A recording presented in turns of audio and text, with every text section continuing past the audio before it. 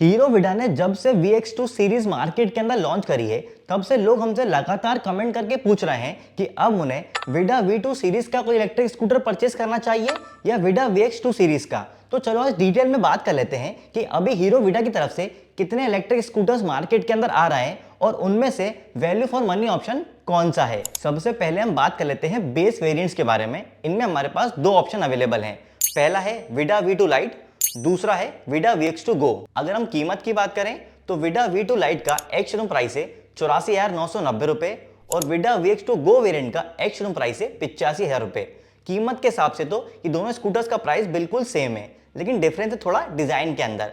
विडा V2 light का जो डिजाइन है वो थोड़ा स्पोर्टी लुक का है, जबकि विडा VX2 गो के अंदर आपको सिंपल और ट्रेडिशनल लुक मिलता है। अगर हम बैटरी की बात करें तो इन दोनों स्कूटर्स के अंदर 2.2 किलोवाट आवर का रिमूवेबल बैटरी पैक है और इनकी एक्चुअल रेंज 60 किलोमीटर के आसपास मिल जाएगी। ये दोनों ही स्कूटर्स फास्ट चार्जिंग को सपोर्ट करते हैं, पर इन दोनों स्कूटर्स के पोर्टेबल चार्जिंग टाइम के अंदर डिफरेंस है।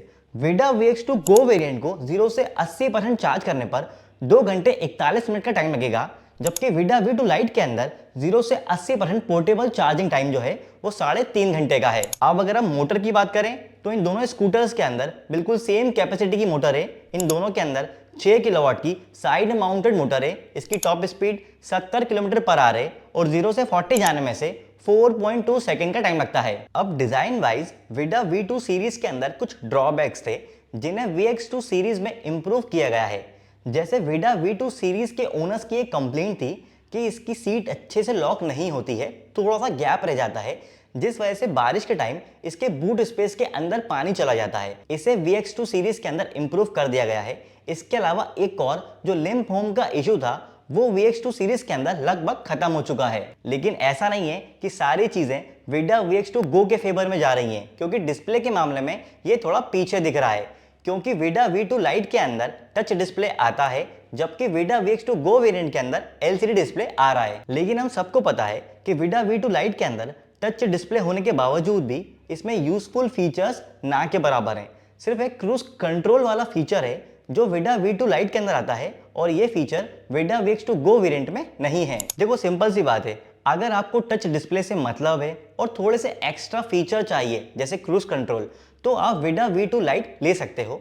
लेकिन प्रैक्टिकलिटी के हिसाब से देखा जाए तो मेरे हिसाब से यहाँ पर विडा VX2 गो वेरिएंट ज्यादा बेटर ऑप्शन है। अब चलते हैं दूसरे सेगमेंट की तरफ, जहां लोग सबसे ज्यादा कंफ्यूज हो रहे हैं कि उन्हें V2 प्लस मॉडल लेना चाहिए या फिर विडा VX2 प्लस मॉडल। अगर हम कीमत की बात करें तो विडा V2 प्लस मॉडल का एक्स शोरूम प्राइस है 1,20,000 रुपए, वहीं विडा VX2 प्लस का एक्स शोरूम प्राइस है 1,05,000 रुपए। देखो सबसे बड़ा डिफरेंस तो प्राइस के अंदर ही है। थोड़े टाइम पहले तक विडा VX2 प्लस वेरिएंट आपको 1 लाख के अंदर मिल रहा था, लेकिन अब इसकी कीमत थोड़ी सी बढ़ा दी गई है। लेकिन फिर भी ये विडा V2 प्लस मॉडल से 15,000 रुपए सस्ता है। अब अगर हम ये बात करें कि इन दोनों में से कौन सा इलेक्ट्रिक स्कूटर ज्यादा बेटर ऑप्शन है, तो पहले हमें ये जानना होगा कि 15,000 रुपए एक्स्ट्रा खर्च करके आपको एक्स्ट्रा क्या क्या फीचर्स मिल रहे हैं। बैटरी के हिसाब से देखें तो इन दोनों स्कूटर्स के अंदर 2 रिमूवेबल बैटरी पैक्स हैं जिनकी टोटल कैपेसिटी 3.4 किलोवाट की है और इन दोनों स्कूटर्स की एक्चुअल रेंज 100 किलोमीटर की है। लेकिन एक्चुअल डिफरेंस है पोर्टेबल चार्जिंग टाइम के अंदर।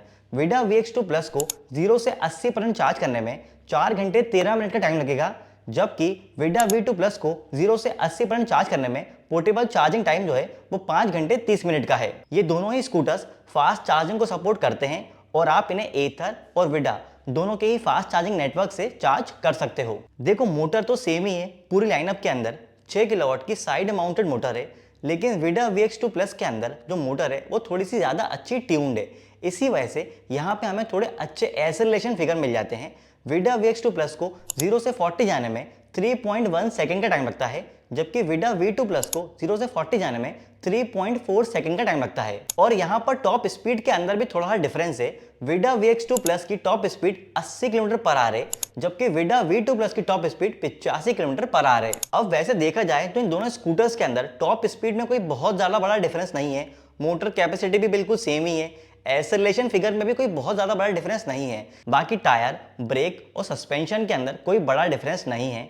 लेकिन क्योंकि विडा VX2 प्लस कंपनी की तरफ से लेटेस्ट प्रोडक्ट है, इसी वजह से इसका जो पीछे सिंगल साइड सस्पेंशन है उसे थोड़ा ज्यादा अच्छे से ट्यून्ड किया गया है। इसी वजह से आपको स्कूटर को चलाते टाइम थोड़ी ज्यादा अच्छी कंफर्टेबल राइड मिलती है। बाकी क्योंकि मैंने दोनों इलेक्ट्रिक स्कूटर्स चलाए हैं तो इसलिए मुझे विडा VX2 प्लस का हैंडल थोड़ा ज्यादा स्मूथ लगा विडा V2 प्लस के मुकाबले। तो यार अब सवाल ये आता है कि टच स्क्रीन डिस्प्ले और क्रूज कंट्रोल जैसे फीचर के लिए 15,000 रुपए एक्स्ट्रा खर्च करके विडा V2 प्लस लेना क्या अच्छा डिसीजन साबित होगा?